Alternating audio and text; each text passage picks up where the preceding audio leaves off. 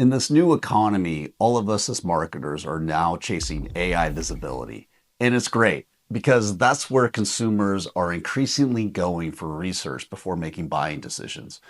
But what's typically holding us back is old ways of doing things, and namely the way that we've traditionally structured and communicated with our marketing teams. So, like, for example, our paid media team, they're incentivized to maximize return on advertising spend. Our SEO team has always been about GEO and maximizing site visits and organic content. Our PR team has always been charged with protecting brand equity, and our social team, well, they're about engagement. But what's wrong with that model is they're all now having to work together in order to increase AI visibility. So it's not fair to say, oh, well, SEO is now GEO, and we're just going to make that the responsibility of the SEO director. That's not going to work anymore because the way the new model is, AI is looking at your brand's website and is validating everything that you say about yourself against third-party sites, whether those are social media, editorial sites, or even wikis or review sites. They're all coming together on an integrated channel. So I have to ask all of our CMOs out there, are our teams integrated or are they siloed and not working together in order to achieve this goal? So when I was a CRO, I always wanted to make sure my team had two things. One, a shared vision, and two, shared resources. And in the vision, I would always make sure there were two things that were happening. One, they understood the topical authority pillar that we're trying to achieve. And that might be your brand promise, the expectation by the customer for your products and services in order to solve the problem that they have. Once we understand that overall vision, like this is what we want to amplify, this is what we want to be known for, now we can create the second part of the vision, which is the new dashboard. The AI dashboard needs to support all the topical authority that we're trying to achieve. And within that, there are three metrics that I think are really important that you need to track. And everyone needs to know not only are their old KPIs important, but they are also responsible for the overall board, which includes one, AI brand mentions, which is how often is my brand mentioned for a particular problem that is actually being researched.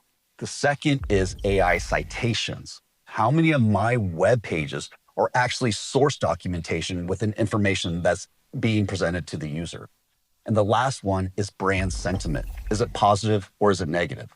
It doesn't matter if you have all of the brand mentions in the world, if you're always being known for or being cited for terrible customer service. We want to make sure that we understand where the sentiment is and we want to make sure it's positive. Okay, so once we have a shared vision, we have our target keyword that we're trying to go after, and we have a shared dashboard that everyone knows they're responsible for. Now we want shared resources. This is your playbook. And I think there are three critical documents that we want to make sure that the marketing team has access to. The first one would be your ICP documentation. Now, you've probably already done this work, but I would make sure it's more front and center than ever before. And I want you to take this document further. So where a lot of ICP documents stop is at psychographic and demographic data.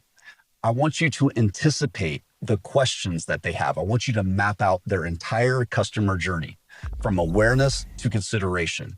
What are they asking each of these LLMs about their problem? So they'll sit down at a computer and I say, I need a new muffler.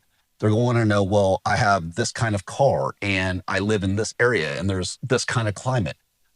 You need to anticipate all the questions that they're going to have. And then you're going to want to have to differentiate why you're the most authoritative content builder for that topic and so that your services can be chosen. So that's the ICP. The second one I would make sure that everyone has access to would be your topical pillar fan out.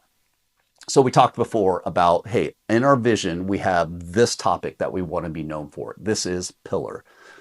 Underneath that are secondary and tertiary keyword fan out opportunities for our team to write and create content on.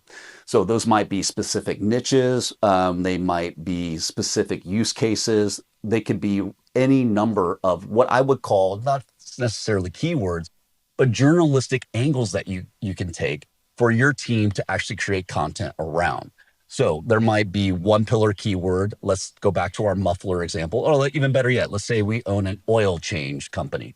We want to say, hey, we want to talk about car care. We want to talk about care for trucks, semis, cold weather, when to change your transmission fluid or your coolant fluid. All you can tell I don't know a lot about cars, but the idea is that we're trying to build authority around with subtopics for our pillar keyword.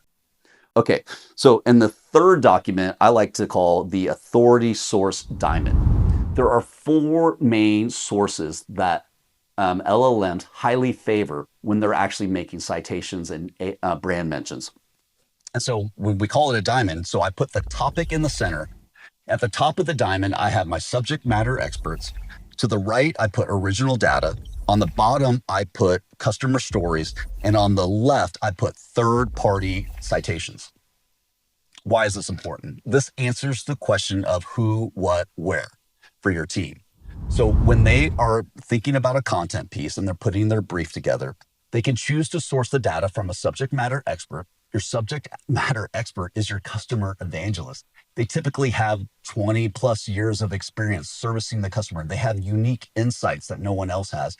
And even better yet, if you want it written by them, like a blog piece, it comes from a human source, which ChatGPT and Gemini and Claude, they all love a human source with a unique insight. In a world of derivative content, that is really critical. The other thing to get out of the derivative trap is the original data. So these could be surveys with all your customers or all the chief marketing officers in the world about the best MarTech tool that they use. These insights that you garner from data that you own and you curate yourself, no one else can replicate. You own it. And so it can't be derivative because it's originally new content. And the one that you also own that no one else can replicate would be your customer stories. So going back to that customer journey, if I am a manufacturing company in Des Moines, Iowa, and I service a highly regulated industry, I want to make sure the brand I'm buying from has done similar work to what I need done. I have a specific problem. Can you solve it specifically for me? So if I'm able to replicate these case studies or actually create these case studies for my end user, it's going to go a long way in that bottom of the funnel, that consideration stage of whether or not I'm going to be chosen as the brand to solve this problem. And the last one would be more on your digital PR or your backlink team, but third-party citations. Looking for opportunities, building relationships with journalists or webmasters in verticals that are very specific to you with high relevancy are going to give you link equity, domain authority equity back to your site if you're able to get brand mentions and citations. Not only just a link, but a brand mention on these sites or a story written about you, better yet, about how you solved that specific problem for that topic is going to go a long way. So get used to making relationships with influencers and journalists and pitching them stories. If they're in your vertical and they're looking for content, that is a great way to actually get your brand out there. Okay, so once we have all this and we bring it all together, you want to make sure that your team is completely immersed in it.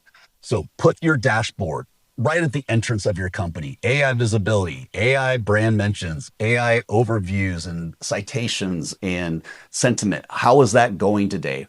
Before we start any marketing meeting, we put the dashboard up and we make sure that everyone knows it's a part of our responsibility. And I actually want to start making sure that my team is using these for accountability. So if my social media manager is thinking about a new campaign, I want to make sure that they have the ICP documentation in front of them. Does this answer our ICP's main issue? Does it add value to them? So we want to make sure that this is completely inculcated into our culture and our business and highly relevant. I hope this was interesting to you. Come back to sureoak.com for more content just like this. Thanks for your time.